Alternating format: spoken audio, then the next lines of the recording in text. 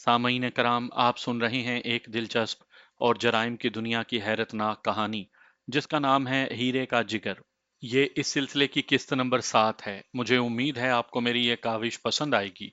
आपने अगर अभी तक मेरा चैनल कहानी घर सब्सक्राइब नहीं किया तो अभी मेरे चैनल को सब्सक्राइब करके बेल नोटिफिकेशन ऑन कर लीजिए ताकि आने वाली हर नई कहानी की इत्तला बर वक्त आप तक पहुंच सके। जेदे ने टैक्सी स्टैंड से टैक्सी ली और साबिक सफीर के यहाँ पहुंचा और थोड़ी ही देर के बाद वो उसकी महल नुमा कोठी के ड्राइंग रूम में बैठा विस्की की बोतल और गिलास सामने रखे सियासतदान का पेश किया हुआ गैर मुल्की सिगार पी रहा था। सियासतदान जेदे को बता चुका था कि वो फिर सियासत के मैदान में आ गया है और उसके अज़ाइम क्या हैं, और ये कि वो हरीफ पार्टी के पांव उखाड़ना चाहता है। उसने अपने प्रोग्राम जेदे को सुना डाले।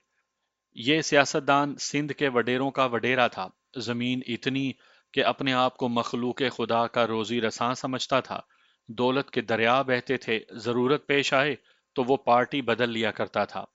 अक्सर बरसरे इक्तदार में रहता था और जिस पार्टी में था उसने उसे कोई वजारत देने के बजाय सफीर बनाकर मुल्क से बाहर भेज दिया था। उसने वहां अपने मुल्क के रुपए पैसे से ऐशो इशरत तो बहुत की, लेकिन उसे वजारत वाला मजा ना आया।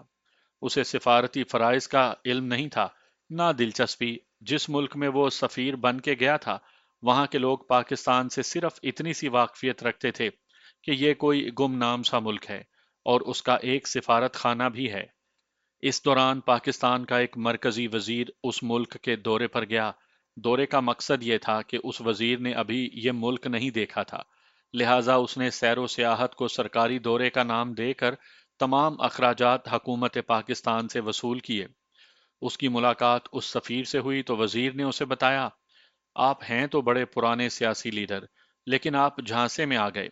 आप देखते रहते हैं कि पाकिस्तान की हुकूमत उन सियासी लीडरों को सफीर बनाकर दूसरे मुल्कों में भेजती है जिनसे उसे खतरा होता है, या उन लीडरों को जिन्हें बरसरे इक्तदार पार्टी इनाम देना चाहती है। आपको उस पार्टी ने दरअसल मुल्क से निकाला है क्योंकि वजीर आजम आपकी जगह एक और लीडर को एक वजारत देना चाहता था। आपके खिलाफ पार्टी के अंदर साजिश हुई है। आप सिफारत की अय्याशियों में डूबे हुए हैं और मुल्क में आपकी मकबूलियत खत्म हो रही है। वहां आए दिन वजारतें टूटती और बनती हैं। आप सिफारत से इस्तीफा दें और पाकिस्तान में जाकर अपनी मकबूलियत बहाल करें। बात सफीर की समझ में आ गई। उसने उसी रोज इस्तीफा भेज दिया जो फौरन ही मंजूर हो गया। सफीर पाकिस्तान में आ गया और जिस वजीर ने उसे इस्तीफा देने का मशवरा दिया था वो सफीर बनकर उस मुल्क में चला गया। उसे सफीर बनने का बहुत शौक था।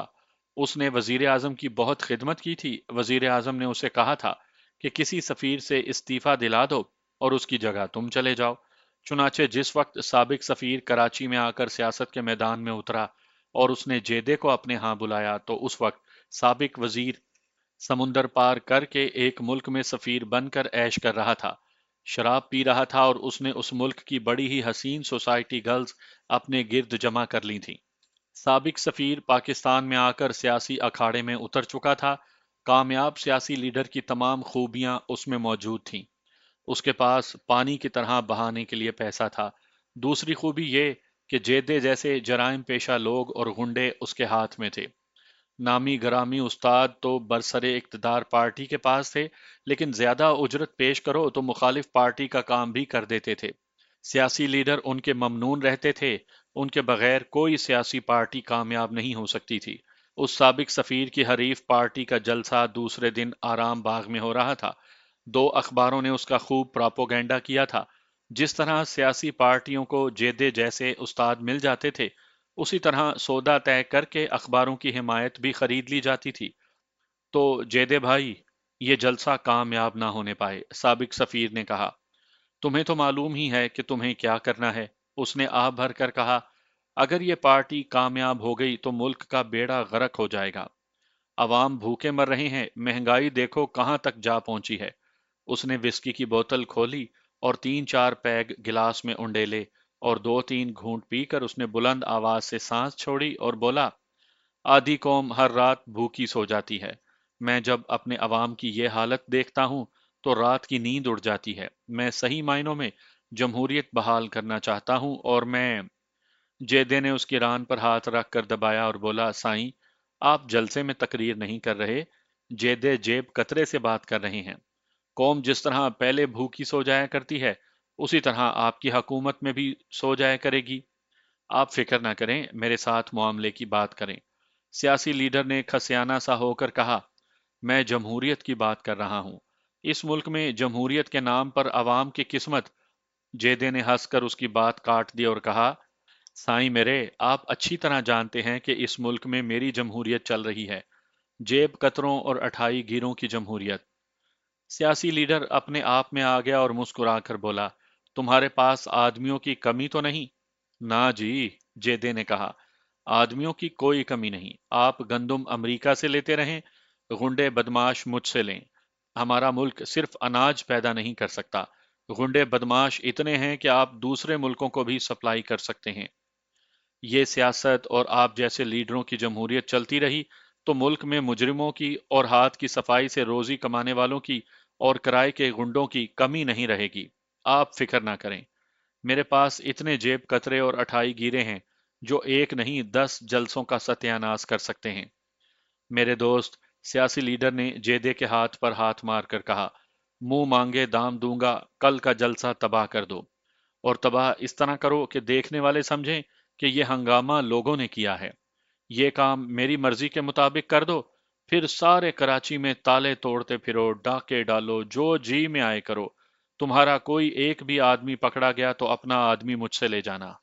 मैं जब करने पर आता हूं तो आप जानते ही हैं कि मैं क्या कुछ कर गुजरता हूं।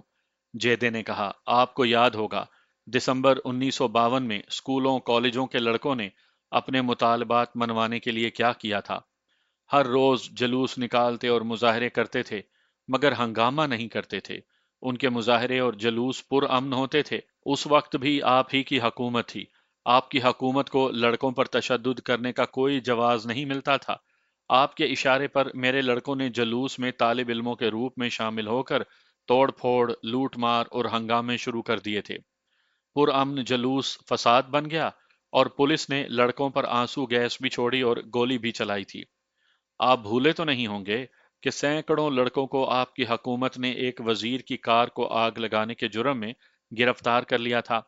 ये तो किसी को भी पता न चल सका था कि कार को आग लगाने वाले मेरे आदमी थे और कार को आग लगाने का इशारा कार वाले वजीर ने किया था। वो कार सरकारी थी। सियासी लीडर ने कहा, अगर तुम लोग लड़कों के जुलूस और मुजाहिरों को दंगा फसाद की शक्ल ना देते तो लड़के हमारे लिए मुसीबत बने रहते।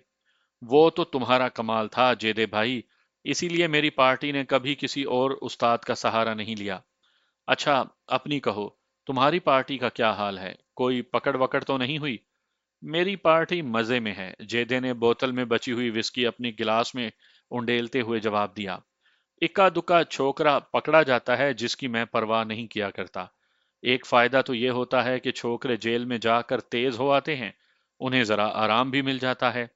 और कभी कभी एक दो छोकरे मैं खुद पकड़वा दिया करता हूं, ताकि थाने वालों की कारगुजारी पूरी होती रहे। अखबारों में खबरें शाया करवाई जाती हैं कि कराची के एक बदनाम चोर को पुलिस ने ड्रामाई अंदाज में बड़ी दलेरी से पकड़ा है। दो तीन कांस्टेबलों को आईजी 500-500 रुपया इनाम देता है और लोग खुश हो जाते हैं कि हमारी पुलिस बड़ी होशियार है। हाँ भाई, सियासी लीडर ने कहा, हमें पुलिस का भी ख्याल रखना पड़ता है। हम अपने मुखालफिन को तुम्हारे हाथों या पुलिस के हाथों खत्म करवाया करते हैं। तुम तो अपने आदमी हो, लेकिन पुलिस को पब्लिक का भी सामना करना होता है। जिस तरह आप पुलिस को इस्तेमाल करते हैं, इससे पब्लिक समझ गई है कि पाकिस्तान पुलिस स्टेट बन चुका है। जेदे ने कहा, जब आपकी मुखालिफ पार्टी की हुकूमत होगी तो वो पुलिस को आपके खिलाफ इस्तेमाल करेगी। ये हमारी सियासत है जेदे भाई, सियासी लीडर ने कहा। पब्लिक का इस सियासत में कोई अमल दखल नहीं होता। तुम अपनी बात करो, मुझे एक वजारत मिलने वाली है। मैं वजीर आजम और प्रेसिडेंट को खुश करना चाहता हूँ। फिर सारे कराची को अपना समझो। पैसे अभी लेना चाहो तो ले जाओ, चेक काट दूं, कैश दे दूं? पैसे तो मैं ले ही लूंगा, जेदे ने कहा। साल भर होने को आया है, मेरे दो आदमी डकैती के केस में गिरफ्तार हैं। आदमी बड़े काम के हैं, कोर्ट ना केस चलाती है ना जमानत लेती है। وہ केस मैं जानता हूं, सियासतदान ने कहा। तुम्हारे आदमियों ने डाका उस आदमी की कोठी में डाला है जो सरकारी ब्लैकमेलर है। हाकिम और वजीर उसके हाथ में है। वो प्रेसिडेंट का खास आदमी है। तो फिर आप किस मर्ज की दवा हैं? मुझे मजिस्ट्रेट का नाम बता दो। जेदे ने नाम बताया तो सियासतदान ने नोट कर लिया और बोला, मैं आज ही बंदोबस्त करता हूं, तुम्हें दोनों आदमी वापस मिल जाएंगे। जेदा जाने के लिए उठा तो सियासतदान मुस्कुरा कर बोला, और जेदे भाई कोई ताजा माल है तो सही। जेदे ने संजीदगी से कहा, मगर अभी सोच रहा हूं। ऐसे कामों में भी भला सोचा करते हैं, सियासतदान ने कहा। ये दाना कुछ और किस्म का है, जेदे ने कहा। खैर, बंदोबस्त हो जाएगा। मैं जानता हूं कि आपकी सियासत मेरे माल के बगैर नहीं चला करती। और जेदा उसके होंठों पर राल आलूद मुस्कुराहट छोड़कर बाहर निकल गया। शाम तक जेदा सारे कराची में अपने आदमियों को तलाश करता फिरा। दिन भर की भाग दौड़ के बाद उसने 50 के लगभग आदमी ढूंढ लिए और उन्हें दूसरे दिन 4 बजे आराम बाग पहुंचने को कहा। बाकी काम उन्हें मालूम था। सूरज गरूब हो रहा था जब जेदा सदर के इलाके में दाखिल हुआ और एम्प्रेस मार्केट के सामने टैक्सी से उतरकर टैक्सी छोड़ दी। एक होटल के सामने से गुजरा तो उसे ख्याल आया कि वो सुबह से भूखा है। वो होटल में जा बैठा। 3-4 बैरे उसका ऑर्डर लेने को लपके। उन्हें मालूम था कि जेदा पानी पीने आए तो भी 2-4 आने टिप दे जाता है। आज तो कोई खास चीज लाओ भाई, उसने एक बैरे से कहा और मेज से अखबार उठाकर देखने लगा। पहले सफे पर एक सियासी पार्टी के जलसे का ऐलान था। जेदे के होंठों पर तंज आलूद मुस्कुराहट फैल गई और उसने अखबार रख दिया। आज तीतर खाओ उस्ताद, बैरे ने कहा। रोस्ट तीतर। तीतर? जेदे ने मुस्कुराकर कहा, ये मेरे रमजान मास्टर के पकड़े हुए कव्वे तो नहीं? तौबा करो उस्ताद, बैरे ने कहा। कव्वे तुम्हें खिलाएंगे और थोड़े गाहक आते हैं। शामी कबाब और मुर्ग पुलाव ले आऊं? ले आओ, जो भी जी में आता है ले आओ। वो तमाम दिन आदमियों के पीछे भाग भाग कर थक चुका था। उसने सर कुर्सी की पीठ पर रख कर आंखें बंद कर दी। होटल के रेडियो में सितार बज रही थी, जिसका नगमा जेदे के थके हुए आसाब को सहलाने लगा और लज्जत आ गई असर उसकी रग रग में सरायत करता चला गया। जहन में एक तसव्वुर ने अंगड़ाई ली। जब ये तसव्वुर निखरा तो ये नाज का था। वो सितार पर पुरसोज नगमा बजा रही थी और जेदा उसके सामने लेटा बेखुदी में ऊँग रहा था। उसने नाज से नजरें हटाकर नगमे में डूब जाना चाहा, लेकिन नगमे ने भी नाज का रूप धार लिया।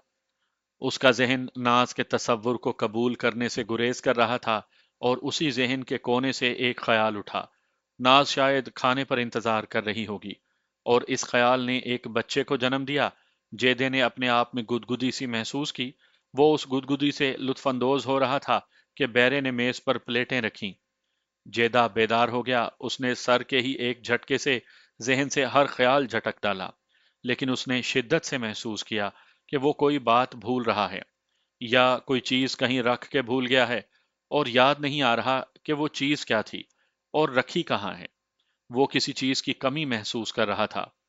उसने सोचा शायद भूख ज्यादा लग रही है या शायद थकन ज्यादा हो गई है या शायद वो साबिक सफीर के यहाँ विस्की ज्यादा पी गया है।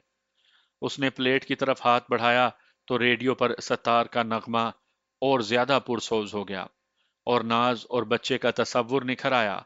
जेदे ने भुने हुए तीतर को हाथ लगाया तो उसे बच्चे का लम्स याद आ गया। कल रात ही की तो बात थी जब उसने नौजायदा बच्चे को उठाया था।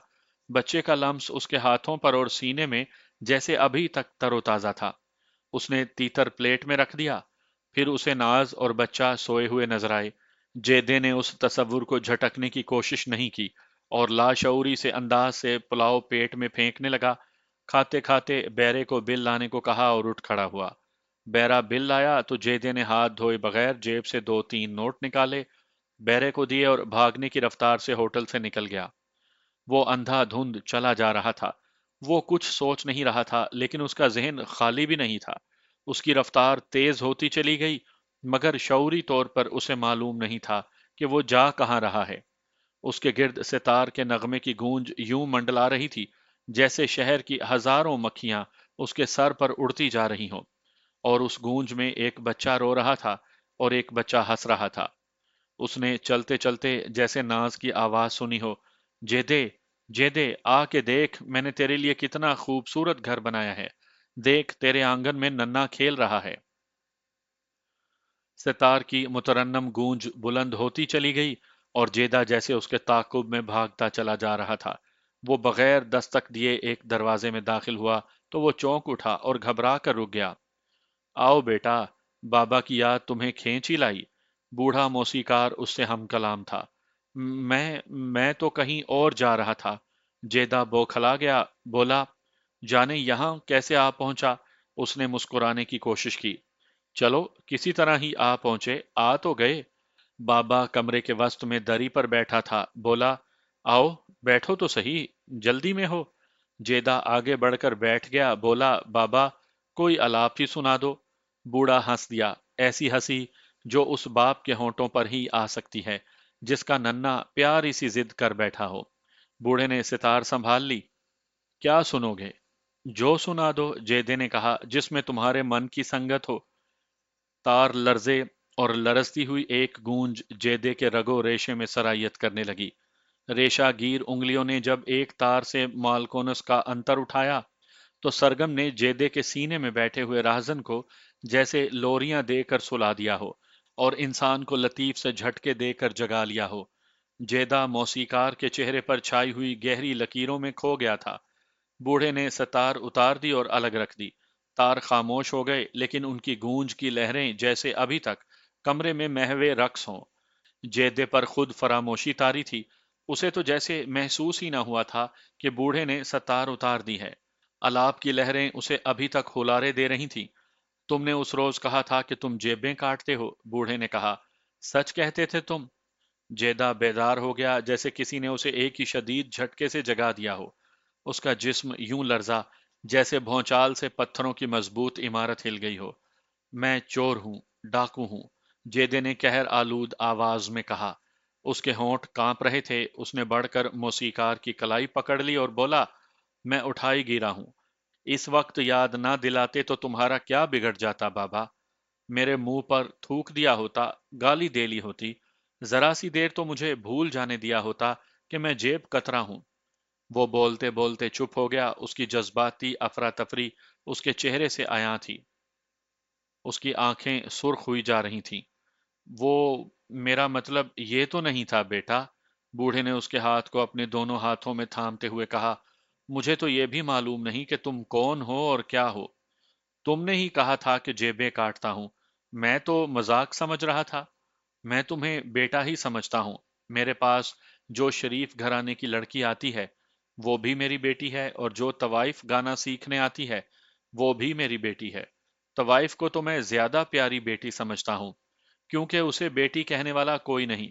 बूढ़े ने जेदे के हाथ थामते हुए प्यार से कहा, मैंने तुम्हें ताना नहीं दिया था बेटा। मेरी जिंदगी मुसलसल ताना है, जेदे ने कदरे संभली हुई आवाज में कहा। इस दुनिया में इंसानों की बातें मुझे तानों की तरह लगती हैं, जहर आलूद तीरों की तरह छलनी करती हैं, और मैं उन तानों का जवाब दे रहा हूं।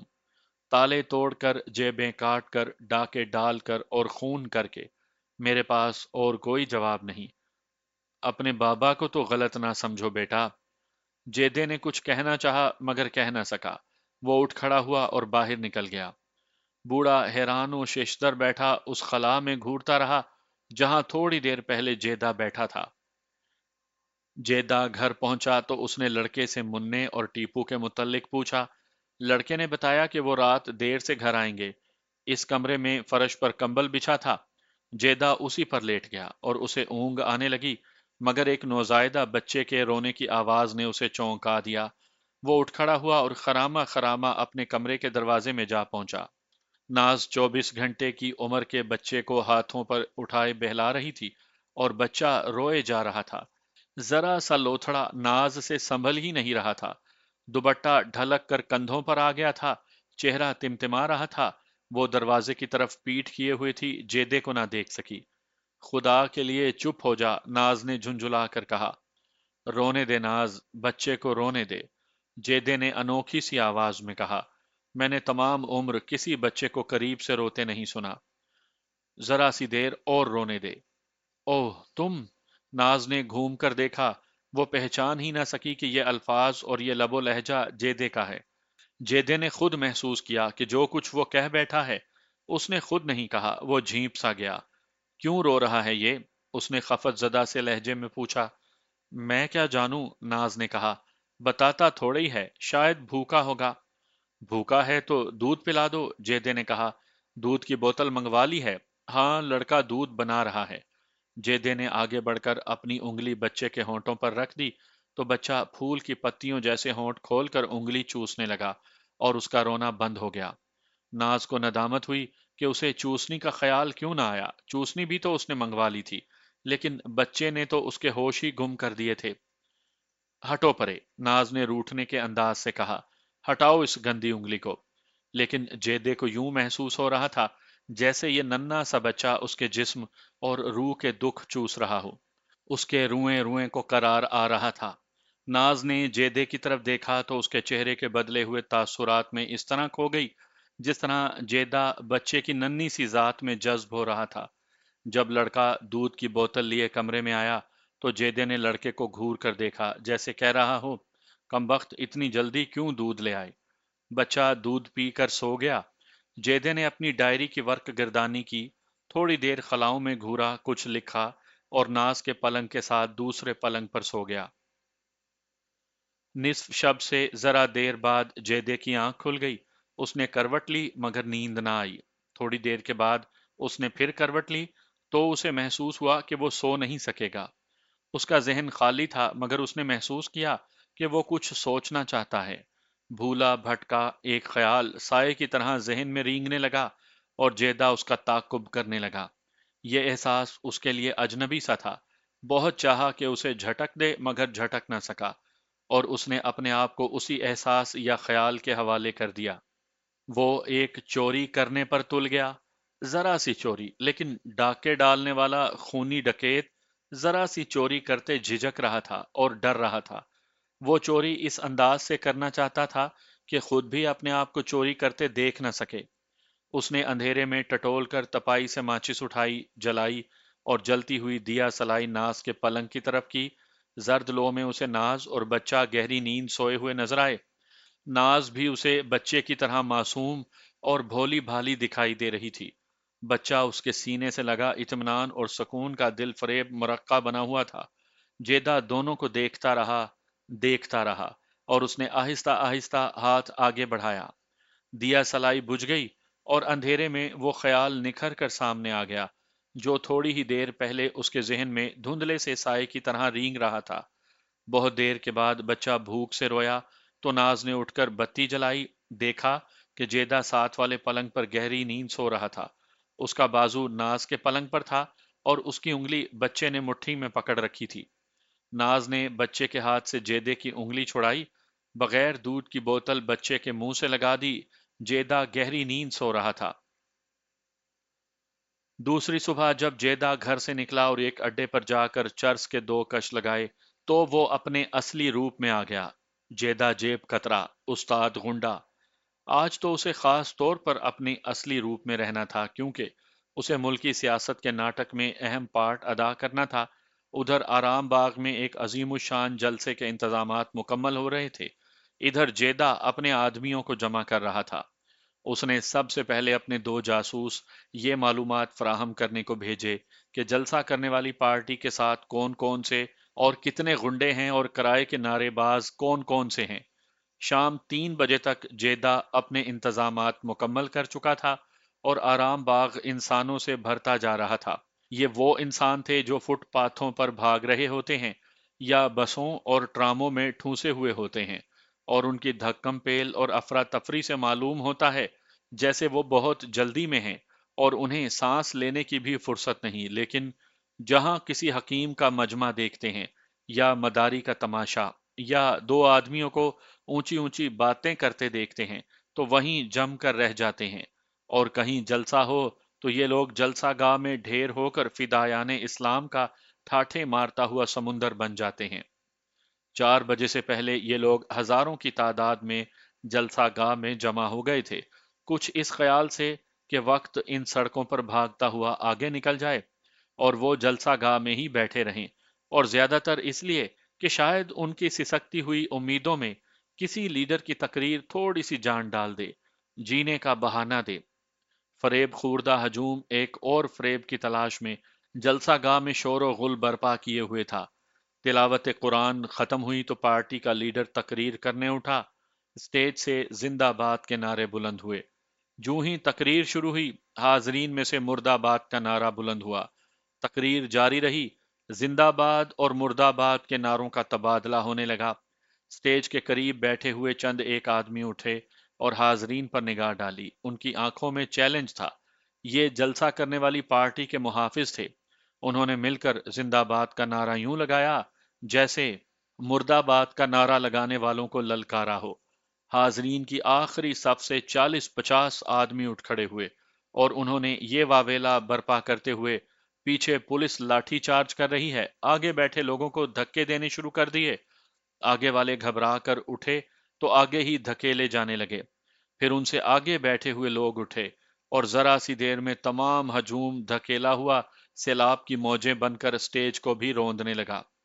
ایک ہڑبونگ تھا یا قیامت تھی کہ آسمان کے پردے پھٹنے لگے۔ لوگ ایک دوسرے کو دھکیل اور روند رہے تھے اور جلسے کے منتظمین میدان چھوڑ گئے تھے۔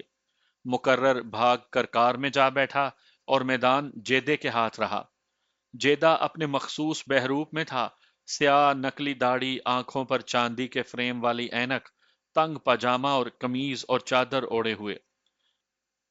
رات جب شکست خوردہ لیڈر سیکرٹری کو اخباروں کے لیے یہ بیان لکھوا رہا تھا کہ اس کی تقریر کے دوران ہلڑ بازی کی ذمہ داری برسر اقتدار پارٹی کی ہے اور یہ عوام نہیں تھے بلکہ اس پارٹی کے غنڈے تھے، تو اس وقت اس کی کوٹھی کے ڈرائنگ روم میں کراچی کے 6 استاد غنڈے بیٹھے اس کی ہدایات کا انتظار کر رہے تھے۔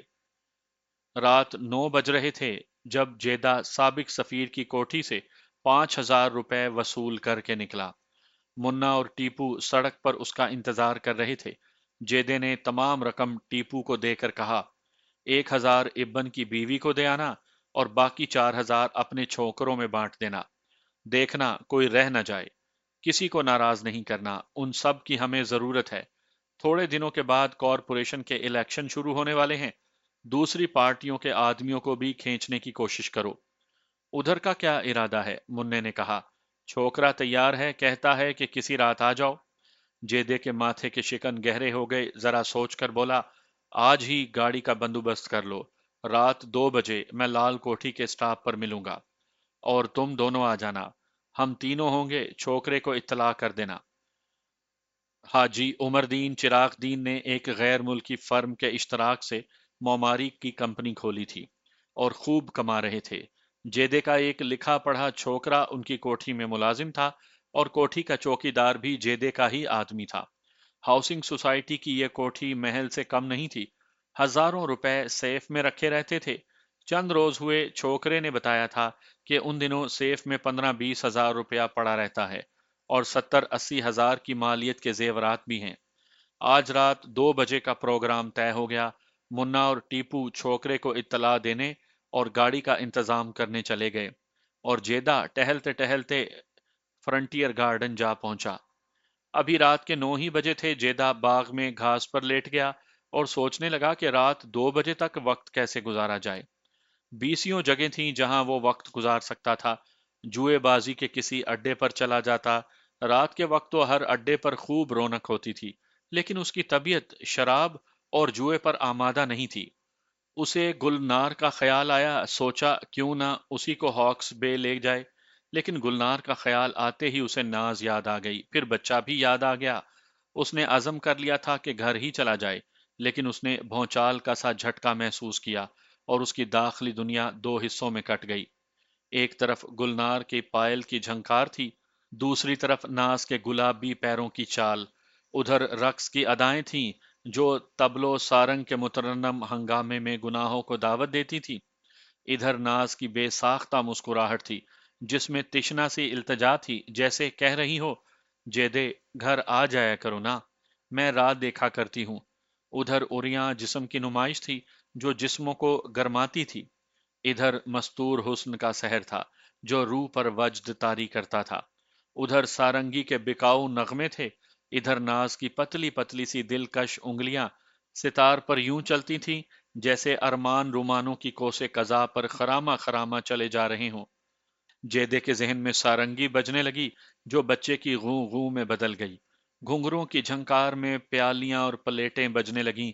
जेदा उठ खड़ा हुआ और घर का रुख किया, मगर रुक गया। लाशऊर के अंधेरे से एक ख्याल उभर आया। गुलनार की दुनिया में मेरी बादशाही है, लेकिन नाज की बसाई हुई दुनिया में शायद वो बात नहीं। नाज, बच्चे और घर के ख्याल ने जैसे उसे डंक मार दिया। शिकस्त का तल्ख सा एहसास बेदार हुआ, जैसे उसे नाज के सामने पाबा जंजीर ले जाया जा रहा हो। उसकी रग रग बेदार हो गई। उसे याद आ गया कि वो कराची का नामी डकैत और मुंबई का घाग उस्ताद है, और नाज नन्ही सी चिड़िया है जिसे वो किसी भी वक्त पिंजरे से निकालकर मुट्ठी में दबा के मार सकता है। जेदे को अपने आप पर गुस्सा आने लगा और वो लंबे लंबे डग भरता चल पड़ा। ऐसा तो कभी नहीं हुआ था कि जेदा ख्यालों के दोराहे पर आ रुका हो। वो तो एक सानिये में फैसला कर लिया करता था। जी में आए तो जुए पर जा बैठे, तबीयत उकताई तो अपनी किसी तवाइफ या रकासा के यहाँ पहुंच गए। लेकिन आज रात वो इतना सा फैसला ना कर सका कि रात की चंद घड़ियां कहाँ गुजारे। वो जराइम की दुनिया का बादशाह था, और मुल्क की सियासी दुनिया में भी अब अमलन उसी की बादशाही थी। आज वो हस्बे मुखालिफ की पार्टी का जलसा तबाह ना करता तो हुक्मरान पार्टी की कमर टूट जाती। जेदे के दिलो दिमाग पर फतह का नशा तारी होने लगा। हुक्मरान पार्टी के लीडर जो वजारतों के उम्मीदवार थे, जेदा और उसके साथियों के किस कदर मोहताज थे। उसे याद आ गया कि वो आज रात डाका डालने जा रहा है। डाके के ख्याल ने उसे शराब की निस्फ बोतल जितना सरूर दिया, और वो झूम झूम कर चलने लगा। ज़हन लाशऊर में थोड़ी ही देर पहले जो बिच्छू रेंगने लगे थे, सब मर गए। खलिश रही ना बेकली।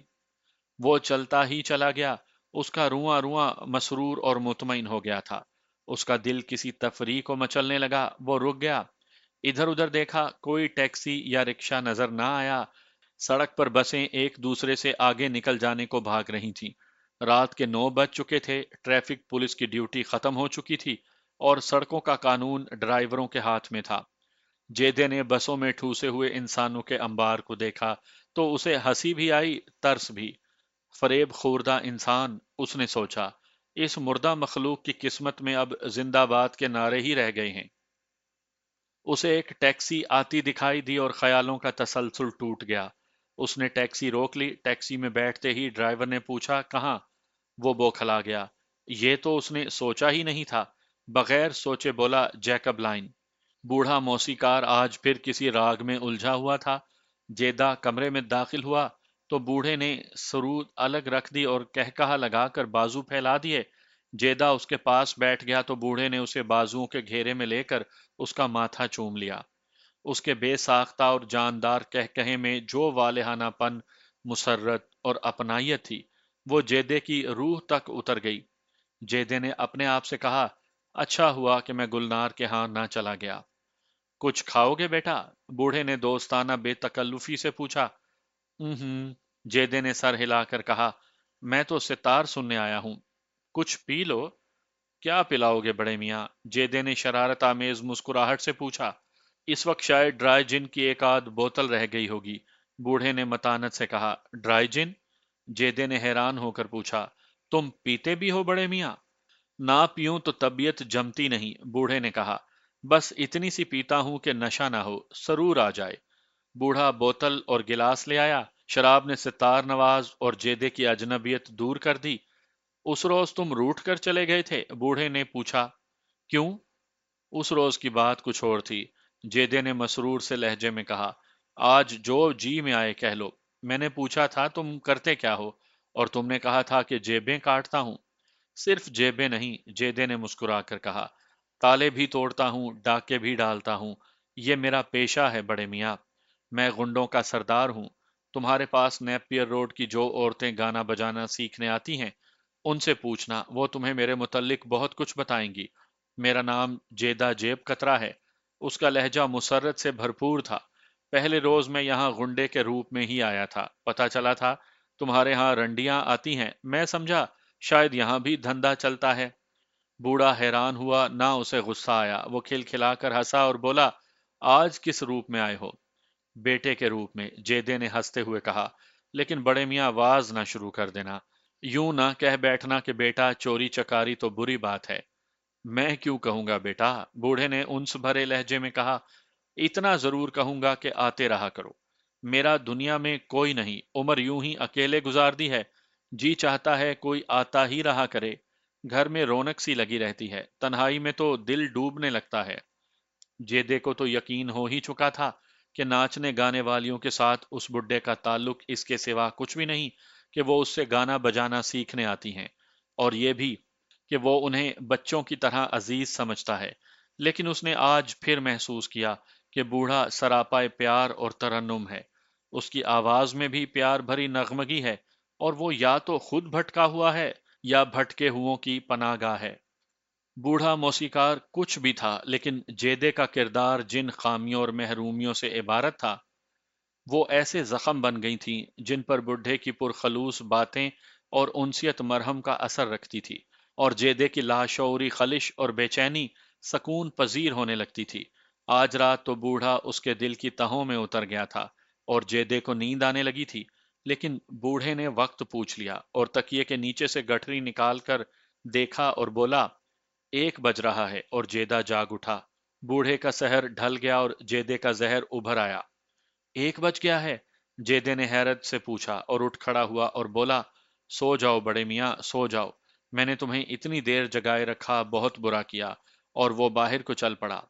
कल आओगे बेटा, अगर आ सका तो। 2 बजने में 15 मिनट बाकी थे। हाउसिंग सोसाइटी की शहाना बस्ती पर सकूत तारी था। हाजी उमर दीन चिराग दीन की कोठी में घुप अंधेरा था। घर वाले गहरी नींद सोए हुए थे। कोठी का चौकीदार फाटक में खड़ा बेताबी से इधर उधर देख रहा था। तमाम मुलाजिम अपने क्वार्टरों में सो रहे थे। सिर्फ एक मुलाजिम अपने क्वार्टर में नहीं था। वो बालाई मंजिल के बरामदे में खड़ा था। कोठी के पिछवाड़े एक टैक्सी खड़ी थी, जिसकी नंबर प्लेटें गायब थीं। मुन्ना, टीपू और जेदा टैक्सी में बैठे थे। बालाई मंजिल के बरामदे की बत्ती जली और बुझ गई। चौकीदार ने मुंह से विसल बजाई तो टेरियर नस्ल का खूनखार कुत्ता, जो कोठी की रखवाली की खातिर इधर उधर घूम फिर रहा था, भागकर चौकीदार के पास आया। चौकीदार के हाथ में भैंस का सींग था, जिसमें उसने गोश्त भर रखा था। उसने सींग कुत्ते के आगे किया। कुत्ता सींग पर लपका तो चौकीदार फाटक से बाहर निकल गया। कुत्ता भी गोश्त की बू पर दुम हिलाता उसके पीछे पीछे चल पड़ा। चौकीदार ने सींग दूर परे फेंक दिया और कुत्ता भागकर सींग पर टूट पड़ा। चौकीदार उल्लू की तरह बोला। ऊपर के बरामदे की बत्ती एक बार फिर जली और बुझ गई। 5-7 मिनट के बाद कोठी के एक कमरे की बत्ती जली और घबराई हुई खौफजदा सी आवाज सुनाई, कौन हो? और मान बाद घुटी हुई आवाज, चोर चोर, उभरी और कमरे में ही घुट गई। मुलाजिम ने राह साफ करके रखी थी, और जेदा और उसके साथियों को 16-17 हजार रुपए नकद और 1000 हा की मालियत के जेवरात सेफ से निकालकर एक अटैची केस में डालते कुल 10 मिनट लगे। यकायक कोठी से शोर उठा। मुलाजिम जाग उठे। हाजी चिराग दीन ने 2 नाली बंदूक निकालकर दाग दी। हाजी उमर दीन, टाइगर टाइगर पुकारने लगा, लेकिन टाइगर कोठी से दूर सींग से गोश्त निकालने में मसरूफ था। जेदा, मुन्ना और टीपू टैक्सी में बैठे बरगेंजा होटल से भी आगे निकल गए थे। अभी रात के 3 नहीं बजे थे जब जेदा अपने घर में दाखिल हुआ। मुन्ना और टीपू अटैची केस उठाए मकान के एक बंद और वीरान कमरे में चले गए। जेदा दबे पांव नाज के कमरे में दाखिल हुआ। उसने अंधेरे में ही अपने पलंग पर लेट जाना चाहा, लेकिन उसका हाथ गैर शऊरी तौर पर जेब में चला गया, और दूसरे लम्हे उसके हाथ में जलती हुई दिया सलाई थी। उसने देखा नाज और बच्चा गहरी नींद सोए हुए थे। जेदा दिया सलाई बुझने तक दोनों को देखता रहा, और इस जरा से अरसे में उसकी हस्ती का डाकू और चोर उचक्का गहरी नींद सो गया। उसने जल्दी से एक और दिया सलाई जलाई, जैसे वो कोई खास चीज देखना चाहता था। उसने देखा नाज की पेशानी पर पसीने की नमी थी। जेदे को ख्याल आया कि मकान में बिजली नहीं, वरना बिजली का पंखा ले आता, लेकिन वो वहां बिजली लगवाने की सोच भी नहीं सकता था, क्योंकि ये मकान जो बज़ाहिर जमीन पर था, जराइम पेशा लोगों की मलकियत की वजह से जमीन दोज था। वहां बिजली लगवाने का मतलब था कि मीटर पड़ने वाले महीने में कई बार आया करेंगे, اور بجلی والے مکان کا نمبر بھی رجسٹروں میں لکھ لیں گے۔ جیدہ مکان کو سرکاری کاغذوں میں لانے سے گریز کرتا تھا۔ وہ بے اختیار ہو کر آگے جھکا۔ وہ ناز کے دوپٹے سے اس کا پسینہ پہنچنے کو آگے جھکا تھا، لیکن دیا سلائی کی لو اس کی انگلیوں تک پہنچ گئی اور وہ چونک کر پیچھے ہٹ گیا، پلنگ پر لیٹا اور سو گیا۔ جیدہ اگلے دن دوپہر کو جاگا۔ وہ شاید نہ ہی جاگتا، لیکن بچہ بری طرح رو رہا تھا اور ناز کمرے میں نہیں تھی۔ جیدہ یوں اچھل کے اٹھا جیسے بچہ کسی خطرے میں ہو۔ چوسنی بچے کے قریب پڑی تھی۔ جیدے نے اٹھا کر اس کے منہ میں دے دی اور بچہ چپ ہو گیا۔ جیدہ تیزی سے باورچی خانے تک گیا۔ ناز بوتل میں دودھ ڈال رہی تھی۔ جلدی کرو نا، جیدے نے بے تابی سے کہا، اتنی دیر سے رو رہا ہے، بھوکا تو نہ رکھا کرو اسے۔ لیکن وہ اپنی ہی آواز پر جھینپ گیا اور جھینپ کو چھپانے کی کوشش میں قدرے روبدار آواز میں بولا، سونے بھی نہیں دیا، چیخ چیخ کے جگا دیا۔ اور وہ باورچی خانے سے نکل آیا۔